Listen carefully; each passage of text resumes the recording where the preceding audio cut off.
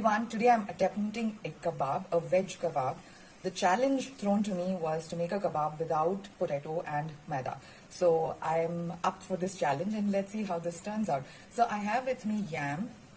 This is about 250 grams of yam. Yam is elephant foot yam. I have 2 spoons of salt. I have some frozen peas, 1 cup, and half a cup of corn, and 1 slab of paneer, 1 onion, 2 green chilies, and 4 red chilies. I'll show you my other ingredients in a bit. So the first thing I'm going to do is boil or cook some of the ingredients, the key ingredients, the vegetables. So I've cut my yam into cubes. I've washed my peas and my corn. Now I've set up my cooker to boil. So my cooker, this one cooks very fast, so I'm going to give it only 3 whistles. If you have the time, you could even steam cook it for about 15 minutes. So let's cook it. I'm going to add a bit of salt in this. I'm adding 2 spoons of salt. I'm also adding my green chilies because I want the vegetables to pick up the heat and the salt flavors. So there, it's all mixed up. I'm going to let it cook and I'll come back once it is cooked.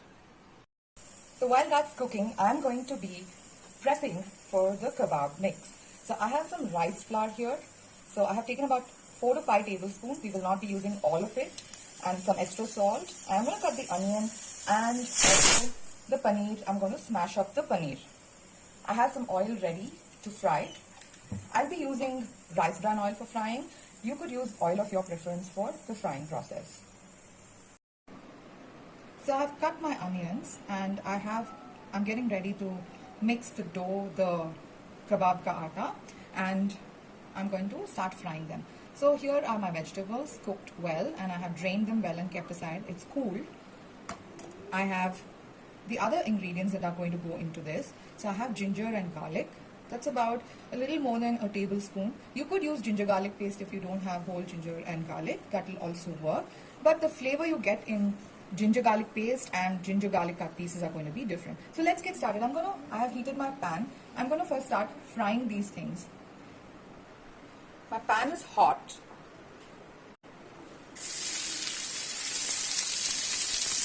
I'm going to chop up, grate the ginger and chop the garlic while this gets done. That's frying. So while that happens, I want to show you, I'm adding 2 cloves and a little bit of cinnamon, about an inch, along with my red chilies. And I'm going to grind them in the mixie, dry grind them. I've ground the dry spices, the clove, the cinnamon and the dry red chili. I crushed and chopped the garlic, grated the ginger. Now when I grated the ginger, I got the fibrous part. I'm removing this because this won't blend well.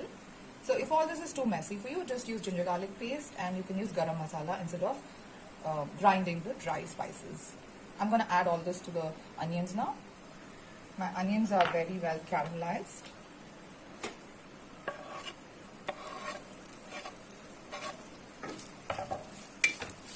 I'm going to let that fry, and right at the end I will add the chili flakes into this. If I add it now, it will get burnt. So while the ginger, garlic and onions are frying, I'm going to give this a smash.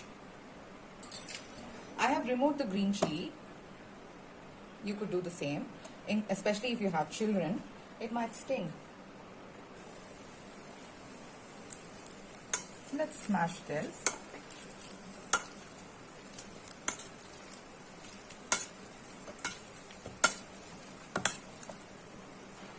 So there you go, I've smashed it. So if you're wondering whatever happened to the paneer, here is the paneer. I'm going to smash this also into this. But before that, let's give this a taste. There is enough salt for this mixture. There's enough salt and spice, the chili flavor. So now let me smash this. There, my ginger, garlic and onions are all beautifully fried and caramelized. Now I'm going to introduce the dry roast spices. Now this will give a look and flavor. The red chili flakes, which is coarsely ground, will add to the appearance. And I can smell the cinnamon and the clove. It's beautiful. It's a beautiful fragrance. If you don't have this, Please use garam masala. To this I'm adding my chili powder and turmeric.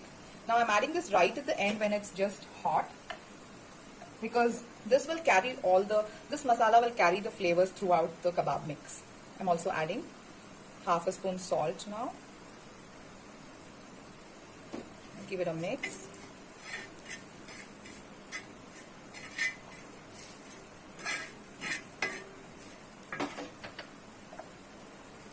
At this point, I'm introducing half a tablespoon butter. Sorry, that's too bright. Yeah, there you go.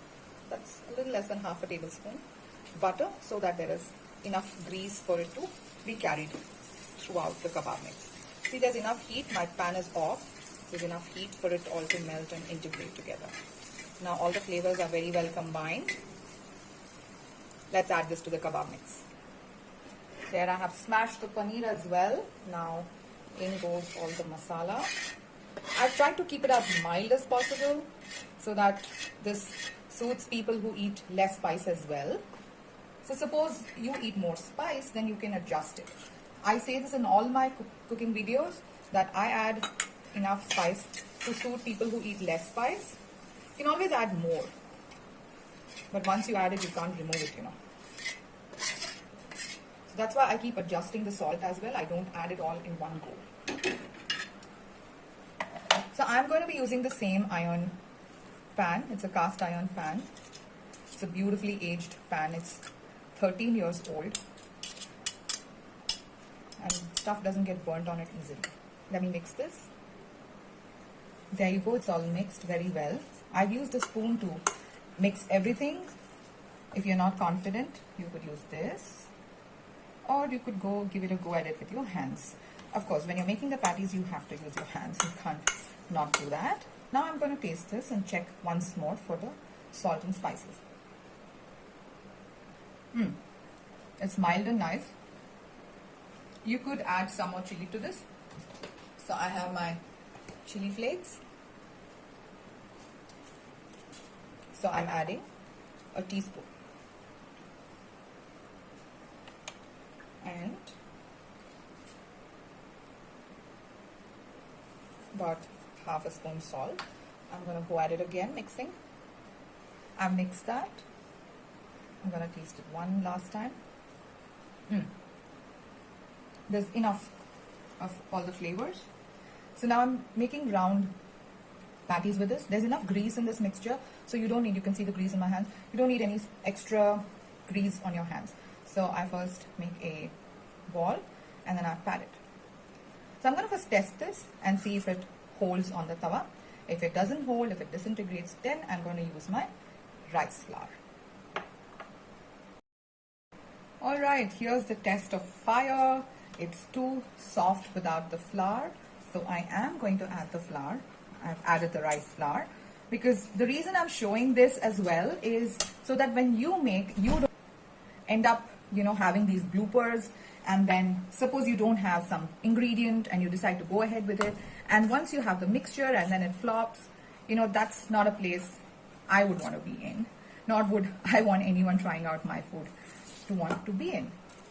I've mixed the rice flour. Now I'm going to add my last bit of salt into this. That's another half a spoon because we added the rice flour to adjust the salt. And to suit the rice flour, some more chili flakes. So in my ingredients list, you will find the final amount, the total amount of salt and chili I have used. So though I'm adding it in bits and pieces, little by little, what you see in my ingredient list is the final amount. Of course, you can always adjust it to suit your palate. So let me give this a go and make the patties. Patties are ready. So I have about 21, and with my test patty, so I was able to make 22 kebabs. Yes. So let's get frying. My pan is hot.